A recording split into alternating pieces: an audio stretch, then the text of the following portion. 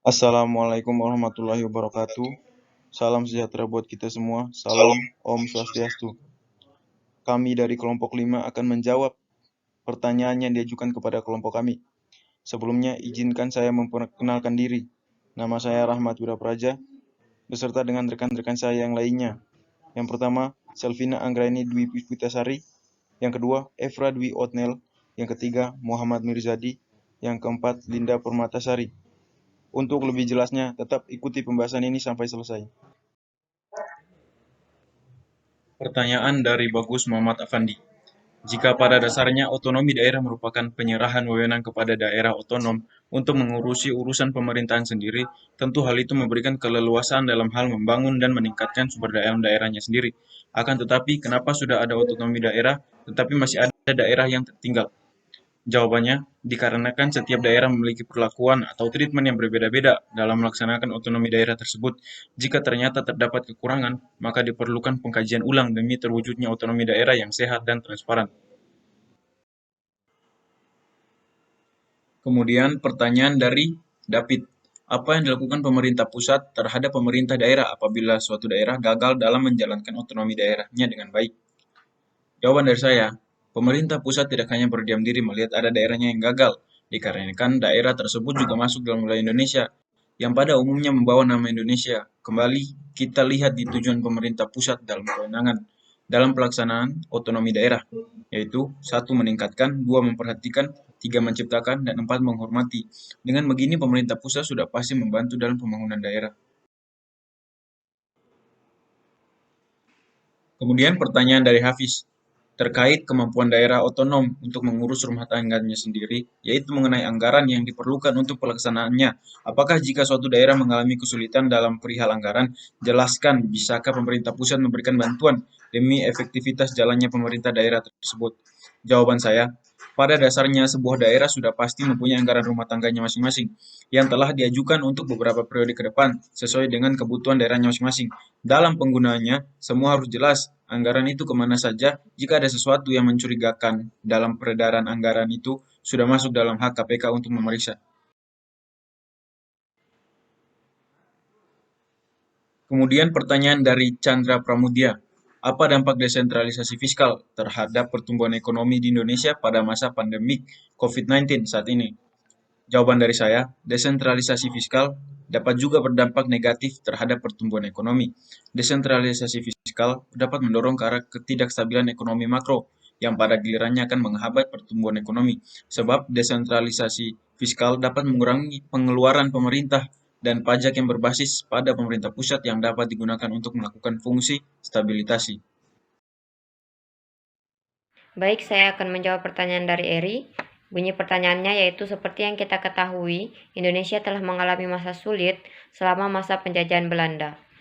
Yang ingin saya tanyakan, apa saja hal yang dapat Indonesia contoh atau ambil selama pemerintah Belanda berjalan di Indonesia?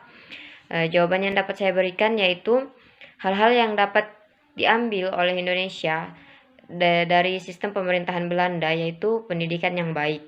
Yang kedua yaitu pembangunan infrastruktur yang menyeluruh.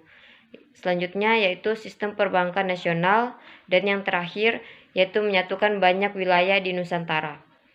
Baik, selanjutnya saya akan menjawab pertanyaan dari Arif Maulana. Bunyi pertanyaannya yaitu bagaimana tahap-tahap agar penerapan otonomi daerah dapat terlaksana sesuai dengan tujuannya. Jawaban saya yaitu tahap agar otonomi daerah dapat dilaksanakan sesuai dengan tujuannya, yaitu yang pertama, kepemimpinan kepala daerah dan DPRD. Yang kedua, yaitu kapasitas kepala daerah. Dan yang ketiga, yaitu partisipasi dan kontrol rakyat. Jika tiga kelompok besar ini sudah benar dan akan berdampak terhadap peningkatan kapasitas. Daerah yang mempunyai kepemimpinan yang baik bisa memberikan kemudahan kepada rakyat dan membuat otonomi berjalan dengan baik. Selanjutnya saya akan menjawab pertanyaan dari Immanuel. Bunyi pertanyaannya yaitu negara kita telah mengalami masa kelam, yaitu masa penjajahan Belanda. Yang berada di Indonesia, banyak hal yang telah dilakukan semasa penjajahan Belanda. yang mengakibatkan bangsa Indonesia terpuruk. Yang ingin saya tanyakan, hal apa saja yang diambil oleh bangsa Indonesia dari sistem pemerintahan Belanda selama masa penjajahan? Jawaban yang dapat saya berikan yaitu yang pertama, hal-hal yang dapat diambil dari sistem pemerintahan Belanda yaitu pendidikan yang baik. Yang kedua, pembangunan infrastruktur yang menyeluruh. Yang ketiga, sistem perbankan nasional. Yang keempat, menyatukan banyak wilayah di Nusantara. Selanjutnya saya akan menjawab pertanyaan dari Andi Catherine. Bunyi pertanyaannya, terdiri atas apa saja transport daerah dalam rangka pelaksanaan desentralisasi fisikal? Jawabannya yaitu transfer daerah adalah bagian dari belanja negara dalam rangka mengenai pelaksanaan desentralisasi fisikal berupa dana perimbangan dan otonomi khusus dan dana penyesuaian. Baiklah, selanjutnya saya akan menjawab pertanyaan dari Tias dengan pertanyaan, di mana dalam materi yang disajikan disebutkan bahwa ada beberapa faktor pendukung otonomi daerah diantaranya SDM, kemampuan keuangan daerah, sarana dan prasarana, organisasi, dan manajemen. Apakah ada faktor internal dan eksternal lainnya yang mempengaruhi pelaksanaan otonomi daerah tersebut? Jawabannya adalah faktor lainnya yang mempengaruhi otonomi daerah menurut Yamsi yang menegaskan beberapa ukuran sebagai berikut. Pertama, kemampuan struktural organisasi. Kedua, kemampuan aparatur pemerintahan daerah. Ketiga, kemampuan mendorong partisipasi masyarakat. Dan keempat, kemampuan keuangan daerah. Lalu pertanyaan berikutnya dari Amar, bagaimana perkembangan otonomi daerah di Indonesia? Jawabannya adalah pelaksanaan otonomi daerah di Indonesia sudah diselenggarakan lebih dari satu dasawarsa. Otonomi daerah untuk pertama kalinya mulai diberlakukan di Indonesia mulai melalui Undang-Undang Nomor 22 Tahun 1999 tentang pemerintahan daerah yang hingga saat ini telah mengalami beberapa kali perubahan. Pelaksanaan otonomi daerah di Indonesia tersebut telah mengakibatkan perubahan dalam sistem pemerintahan di Indonesia yang kemudian juga membawa pengaruh terhadap kehidupan masyarakat di berbagai bidang. Lalu pertanyaan berikutnya dari Imelda. Mengapa kita menggunakan sistem otonomi daerah?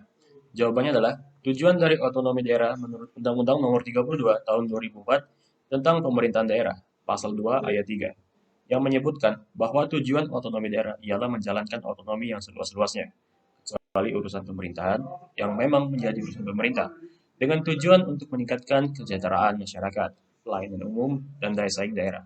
Tujuan utama dikeluarkannya kebijakan otonomi daerah yaitu membebaskan pemerintah pusat dari berbagai beban dan menangani urusan suatu daerah yang bisa diserahkan kepada pemerintah daerah. Lalu pertanyaan selanjutnya, dari mana yang dikatakan daerah paling maju di Indonesia? Dan bagaimana perbandingan keadaan masyarakat miskin di daerah tersebut dengan daerah lainnya? Jawabannya adalah daerah Indonesia yang paling maju dengan presentasi kemiskinan yang paling rendah adalah daerah Pulau Kalimantan dengan berdasarkan Badan Pusat Statistik atau BPS. Lalu pertanyaan dari Mail, dijelaskan sebelumnya desentralisasi politik digunakan oleh pakar ilmu politik yang menaruh perhatian besar di bidang demokratisasi. Sedangkan untuk para ekonomi, desentralisasi pasar digunakan untuk menganalisis kebutuhan barang dan jasa. Lalu pertanyaannya adalah, apa wujud dari desentralisasi politik dan fungsional? Jawaban dari pertanyaan Mail adalah, bentuk desentralisasi politik ini melimpahkan kewenangan dari pemerintahan pusat yang meliputi hak mengatur dan mengurus kepentingan rumah tangga sendiri bagi badan-badan politik di daerah yang dipilih oleh rakyat dalam daerah-daerah tertentu. Lalu bentuk desentralisasi fungsional adalah pemberian hak kepada golongan tertentu untuk mengurus kepentingan golongan dalam masyarakat, baik terikat maupun tidak, pada suatu daerah tertentu, seperti mengurus irigasi bagi petani. Kelompok kami. Yang pertama yaitu dari Wiro. Apa itu stabilitas politik dan apakah sudah sesuai dengan politik luar negeri Indonesia bebas aktif? Stabilitas politik adalah gagasan bahwa lembaga pemerintah di pemerintahan lokal, negara bagian, atau federal tidak memiliki kontrol dan bahwa hal-hal tampaknya menjadi stabil dan berjalan lancar. Hal ini telah sesuai dengan prinsip politik luar negeri Indonesia, yakni bebas aktif. Selanjutnya, pertanyaan dari Al-Hazir. Apa peran masyarakat dalam otonomi daerah? Peran masyarakat dalam otonomi daerah yaitu 1. Mematuhi dan melaksanakan peraturan daerah. 2. Melaksanakan kegiatan keamanan dan ketertiban masyarakat. 3. Merawat keindahan dan kelestarian lingkungan. 4. Membayar pajak bumi dan bangunan. 5. Berperan aktif dalam melaksanakan kebijakan publik di daerahnya. Dan 6. Harus mampu diajak bekerja sama untuk mencapai tujuan daerah. Selanjutnya pertanyaan dari Reva. Daerah mana di Indonesia yang masuk ke dalam kategori daerah yang telah maju dan perbandingan dengan warga miskin di daerah lain? Merujuk pada data Badan Pusat Statistik tahun 2019 yang dirilis pada tahun 2020, DKI Jakarta merupakan provinsi yang paling kaya di Indonesia. Nominal yang digunakan dalam perhitungan kali ini adalah menggunakan satuan US dollar. Total PDRB per kapita DKI Jakarta mencapai 269 juta. Selain menjadi pusat pemerintahan, Jakarta juga menjadi pusat bisnis dan keuangan terbesar di Indonesia. Pertanyaan dari Julian Wahyu. Apa tujuan otonomi daerah dan apa itu stabilitas politik? Yang pertama, tujuan otonomi daerah. Berdasarkan Undang-Undang Nomor 32 Tahun 2004 tentang Pemerintahan Daerah Pasal 2 Ayat 3 menyebutkan bahwa tujuan otonomi daerah ialah menjalankan otonomi yang seluas-luasnya kecuali urusan pemerintahan yang memang menjadi urusan pemerintah pusat dengan tujuan untuk meningkatkan kesejahteraan masyarakat, meningkatkan pelayanan umum, dan meningkatkan daya saing daerah. Dan apa itu stabilitas politik? Stabilitas politik adalah gagasan bahwa lembaga pemerintah di pemerintah lokal, negara bagian, atau federal memiliki kontrol dan bahwa hal-hal tampaknya menjadi stabil dan berjalan lancar. Selanjutnya pertanyaan Arif Wahyudi. Jelaskan hakikat atau nilai dasar otonomi daerah. Nilai dasar otonomi daerah terbagi menjadi dua, yaitu nilai unitaris dan nilai desentralisasi teritorial. Nilai unitaris adalah nilai yang diwujudkan dalam pandangan bahwa Indonesia tidak memiliki kesatuan pemerintahan lain di dalamnya yang berbentuk negara, yang berarti kedaulatan yang melekat pada rakyat, bangsa, dan negara, Republik Indonesia tidak akan terbagi di antara kesatuan-kesatuan pemerintahan.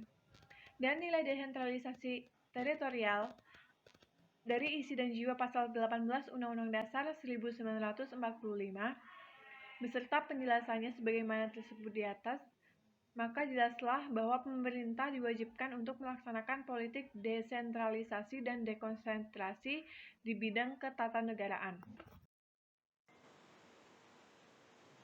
Saya akan menjawab pertanyaan dari Yoka. Pertanyaannya, hal-hal apa saja yang diambil atau diadopsi dari segi sistem pemerintahan oleh bangsa Indonesia dari sistem pemerintahan Belanda selama menjajah Indonesia? Hal-hal yang dapat diambil dari sistem pemerintahan Belanda, yang pertama, pendidikan yang baik. Banyak tokoh pejuang Indonesia seperti misalnya Insinyur Soekarno mendapat pendidikan, terutama dasar dari menengah, dari sekolah-sekolah yang didirikan Belanda. Kedua, pembangunan infrastruktur yang menyeluruh. Yang ketiga, sistem perbankan nasional. Yang keempat, menyatukan banyak wilayah di Nusantara. Pertanyaan dari Farah. Tujuan desentralisasi salah satunya yaitu tujuan politik. Contoh dan maksud dari untuk menciptakan suprastruktur dan infrastruktur yang demokratis dan berbasis adalah suprastruktur politik adalah semua lembaga negara yang tersebut di dalam konstitusi negara dan menjalankan fungsi legislatif, eksekutif, dan yudikatif dengan baik dan sesuai tupoksi masing-masing sehingga tercapai kesempurnaan pemerintahan. Kemudian infrastruktur politik adalah kelompok kekuatan politik dalam masyarakat yang turut berpartisipasi secara aktif. Kelompok tersebut dapat berperan menjadi pelaku politik tidak formal untuk turut serta dalam membentuk kebijaksanaan negara.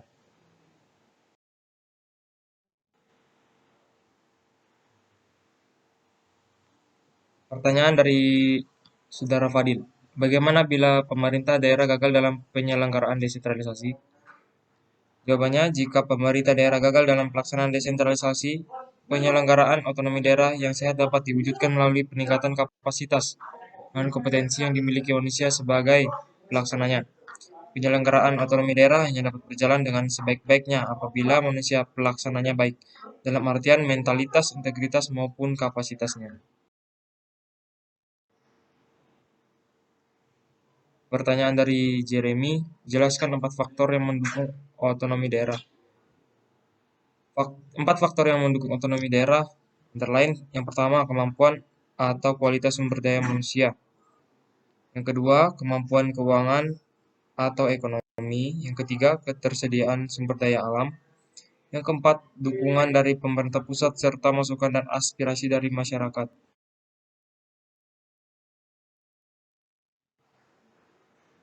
Selanjutnya pertanyaan dari Niken. Bagaimana cara mengorganisasi atau memanajemen yang baik sehingga mendukung kemajuan dari otonomi daerah? Jawabannya, cara mengorganisasi atau memanajemen yang baik sehingga mendukung kemajuan dari otonomi daerah dapat dengan memperhatikan fungsi-fungsi manajemen terlebih dahulu, yaitu perencanaan di mana merupakan tahap awal untuk menentukan tujuan yang akan dicapai, serta langkah-langkah yang harus diambil untuk mencapainya. Yang selanjutnya, proses pemberian tugas, pengalokasian sumber daya, serta pengaturan kegiatan secara terkoordinir kepada setiap individu dan kelompok untuk menerapkan rencana yang telah dibuat. Selanjutnya adalah actuating atau pelaksanaannya. Selanjutnya, controlling atau pengawasan. Sekiranya hanya itu yang dapat kami sampaikan. Lebih kurangnya kami mohon maaf. Sekian dan terima kasih. Wassalamualaikum warahmatullahi wabarakatuh.